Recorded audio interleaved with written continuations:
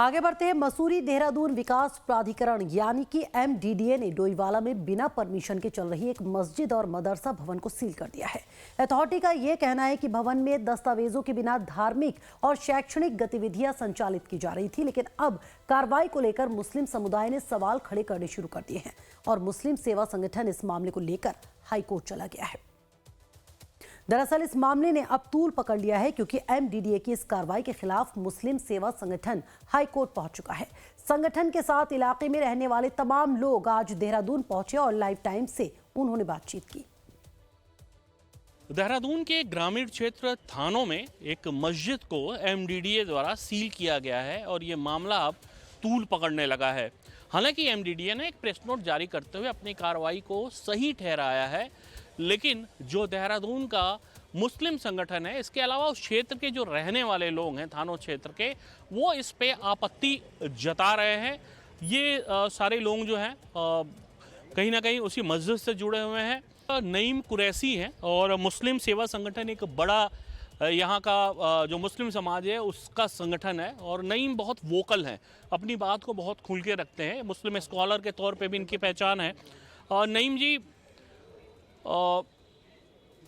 MDDA कह रहा है हम सही हैं, आप किस बिना पे ये कह रहे हैं कि ये कार्रवाई गलत हुई है? हलाकू खान और चंगेज़ खान या उनके वंशजों ने कभी अपने आप को गलत कहा है? वो ब्रूट फोर्स यूज़ करके लोगों को दबाते थे और उसके बाद उनके रिलीजियस इंस्टीट्यूशंस को नुकसान पहुंचाते थे। आज सरकार अपनी एजेंसीज़ का दुरुपयोग कर कर उनकी मिस हैंडलिंग करके मुसलमानों को और उनकी ऑर्गेनाइजेशंस को ऐसे ही जुल्म और जबर से दबाने का काम कर रहा है।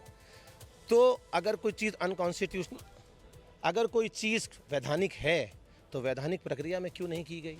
आपका ये कहना है कि मस्जिद असंवैधानिक है, उसके कागज़ दर्ज नहीं है। मेरे पास कागज़ है, रेवेन्यू रिकॉर्ड में मस्जिद 92 से चली आ रही है, 92 से दर्ज है।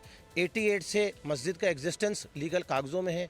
वैसे मस्जिद तो 78 से खड़ी है, लीगल कागज़ों में 88 से चल रही है। आपका ये कहना है कि इसका नक्शा पास नहीं, आपने कमरा इलीगल वे से बना लिया है।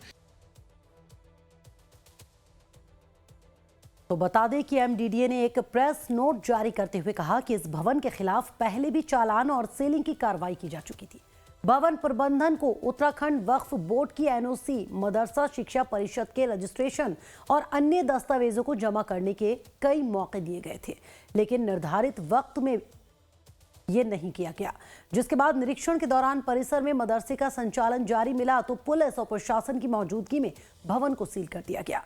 MDDA का कहना है कि यह कार्रवाई किसी समुदाय विशेष के खिलाफ नहीं बल्कि कानून का पालन न करने पर की गई है।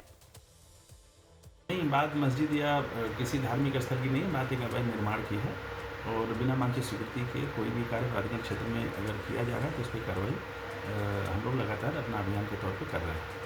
इसमें सर मुस्लिम सेवा संगठन तरफ से MDDA घेराव की भी बात की जा रही है। नहीं, घेराव करने के लिए देखिए सभी लोग स्वतंत्र हैं और अवैध निर्माण जो भी है बिना किसी दबाव के, बिना किसी हस्तक्षेप के हम लोग लगातार अपना चलाते रहेंगे। दूसरी तरफ कांग्रेस का कहना है कि यह कानूनी कार्रवाई है। अगर इस पर लोग सवाल उठा रहे हैं तो मामले की जांच होनी चाहिए ताकि सच सामने आ सके। देखिए, ये कानूनी प्रक्रिया है। अगर कहीं पर अतिक्रमण है तो डेफिनेटली इसकी जांच होनी चाहिए, लेकिन अगर कहीं पर उत्पीड़न हो रहा है जबरन तो वो भी रोका जाना चाहिए। तो ये पूरा कुल मिलाकर जांच का विषय है कि सही कौन और गलत कौन, क्योंकि हम मौके पर नहीं हैं और हम इस वक्त सरकार में नहीं हैं तो हमें नहीं पता। लेकिन हाँ, जो अधिकारी हैं वो इस बात को लीगल ठहरा रहे हैं, तो ऐसे में मैं तो यही अपेक्षा करूँगी कि किसी के साथ भी गलत नहीं होना चाहिए। वहीं इस मामले पर बीजेपी के प्रदेश प्रवक्ता नवीन ठाकुर का कहना है कि MDDA ने सारी पड़ताल और नोटिस देने के बाद एक्शन लिया है। ऐसे में कांग्रेस जांच क्यों चाहती है? कांग्रेस का जो मुस्लिम प्रेम है वो इस प्रदेश में उसको ले डूबेगा। बात बात पर जो है हमेशा एक सही चीज का भी विरोध करना, उसमें भी हिंदू मुस्लिम करना, ये कांग्रेस की आदत हो गई है। कांग्रेस को इतने ही प्रेम है तो अपने कार्यालय की जगह दे दे, वहां मस्जिद बनवा दे। कांग्रेस कौन मना कर रहा है उनको? और रही बात MDDA की, MDDA ने नोटिस दिया था और इस प्रदेश में कोई भी अवैध अतिक्रमण बर्दाश्त नहीं किया जाएगा। हम पूर्व में भी जो है लगातार कार्रवाई कर रहे हैं। ये धाकड़ धामे की सरकार है, धुरंधर की सरकार है और बैटिंग धुरंधर होगी। गलत कोई भी करेगा तो उसे हम बख्शेंगे नहीं और एमडीडी का भी स्पष्ट मानना है, लगातार जो एमडीडी कार्रवाई कर रहा है, अवैध जितने भी निर्माण है उनको सीज करने का काम, ध्वस्तीकरण करने का काम लगातार इस प्रदेश में चल रहा है।